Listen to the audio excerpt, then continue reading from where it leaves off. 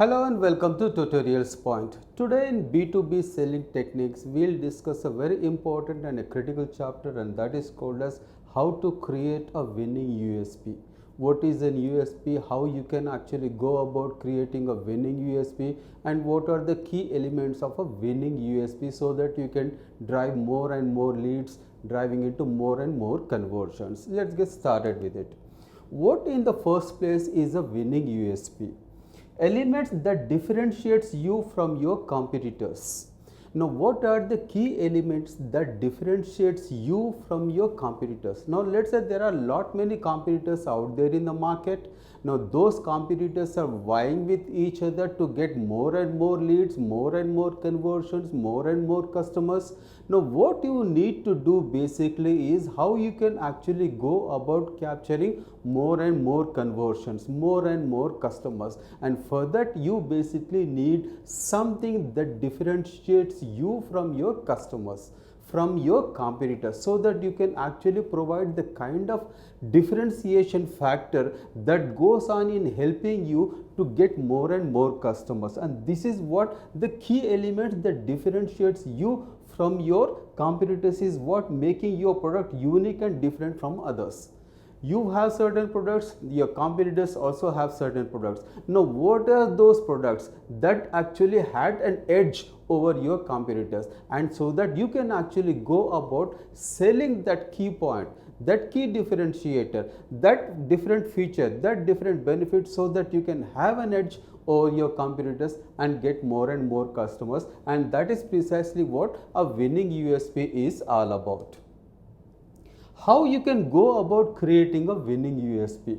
Now the first and foremost thing is the market research. What you need to do basically is do a lot of research in terms of your competitors, research in terms of your customers, research in terms of the kind of products out there in the market, what are those features, what are their benefits. And these are the 5 fundamental factors that you need to take into consideration before you actually go on doing an in-depth comprehensive market research in terms of competitive research, in terms of competitive product analysis, and of course the SWOT analysis, strengths, opportunities and threats, and of course opportunities. These are the factors: strengths, weaknesses, opportunities and threats, the SWOT analysis that you need to do. Carry out in-depth market research so that you can actually find out what are the products out there in the market, how different is your product from the rest of the market, and what are the key features and benefits that you can think of implementing in your product, so that that becomes a winning USP for you. Next is the customer pain points. Now what normally happens is, when you actually have a product or a service or a solution that you are actually driving into the market, what you need to do before that, when you do the research, the kind of research that need to be done, you need to understand the customer pain points. What are the areas, concerns, challenges, issues, pain points that actually are making a point wherein the customers are looking for the solution. When you have a service or a solution or a product that you want to sell it to the customers, you actually need to identify the pain points and map those requirements according to this kind of services and solution that you are providing into the market. If you understand the customer pain point, the more you understand the customer's pain point, the more you will be in a much better position to offer a customized solution, to offer a targeted solution. And this is a very important and key element in actually differentiating you from the rest of the competitors. That actually could be the winning USP for you. Finally, aligning product with the needs.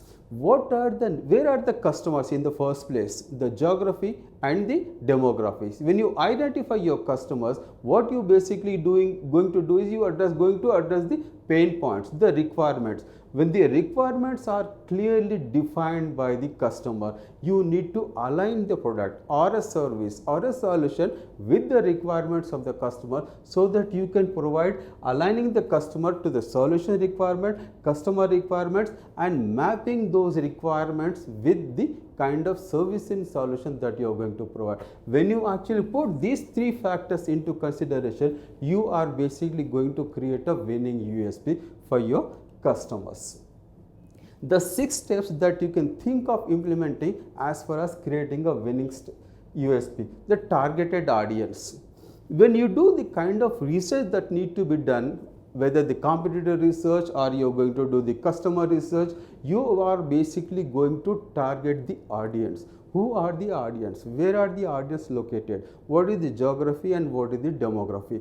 When you identify your target audience, you are actually going to build the kind of content marketing that you need to do. You're going to build the kind of website that you need to do. You're going to build the kind of landing pages or the social media presence so that you can target your specific audience. When you do that, you are in a much better position to beat your competitors. Offer a solution, the right fit solution that the customer is looking for.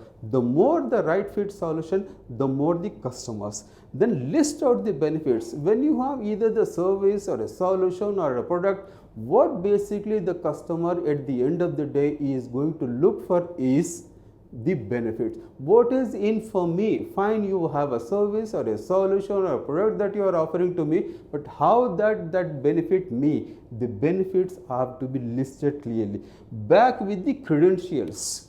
When you meet your customer, when you're talking to your customer, when you're listening to your customer, you're listening to the issues, concerns and challenges that the customer is having. When you have those listed out for you, what you need to do is you can back your efforts, back your marketing skills with the credentials. What are the credentials? The testimonials, the past performance are basically the credentials.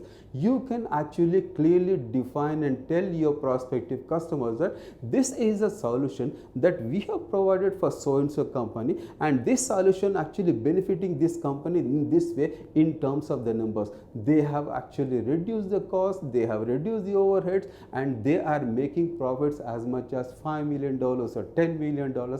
List out the numbers. The more you back your skills with your credentials, that could be a part of a winning USP. Offer value. At the end of the day, what matters is what is the value that you are going to offer. There are, let's say for example, a customer is there, a customer is asking for proposals from 3 different companies. The 3 different companies have actually given them their presentations. What is that key differentiator that you can offer to the customer? It could be customer support, it could be back-end support, it could be say offer a value of in terms of the pricing or the kind of services that you can provide, the benefit you can provide. Offer some value that could differentiate you from the rest of the crowd. Finally, deliver on promises. You make a lot of promises to your customers. You tell them these are the services we are going to provide, these are the solutions we are going to provide, this is the product that we are going to provide, our product is the best in the world. You make a lot of promises to your customer, but more often than not, what most of the companies they do is they fail on delivering on promises. When you fail on delivering on the promises, that could backfire on you. Every little promise that you make to your customers, deliver on the promises, and that actually basically could be one of the USP. The more you stick to the promises, the more you stick to the deliverables, the more you stick to the promises that you make, that could actually make you kind of a company that could differentiate you from the rest of the crowd, the competitors, and that could be a key element of your winning USP. Now finally, some of the best practices that you can think of implementing as far as the winning USP is concerned. Add something that the competitors lack. There could be something in terms of pricing, in terms of benefits, in terms of deliverables, in terms of customer support, in terms of back-end support. There is something that the competitors are not offering. You add something that could be a winning USP for you. It could be a price, support, training or quality. It could be any key factor. Deliver on the promises. The more you stick on to the promises, the more you're going to add more value to the kind of service that you're providing. Your customer will not just be happy, he will be delighted, and you are going to get more and more customers because of that one customer to whom you have promised what you deliver, and you delivered that one. And these are some of the best practices you can think of as far as creating a winning USP is concerned. Finally, at the end of the day, what we have seen in this is what is a winning USP, how to create a winning USP, the 6 steps to creating a winning USP, and the best practices that you can think of implementing as far as creating a winning USP is concerned. Thank you so much for watching. Hope to see you again.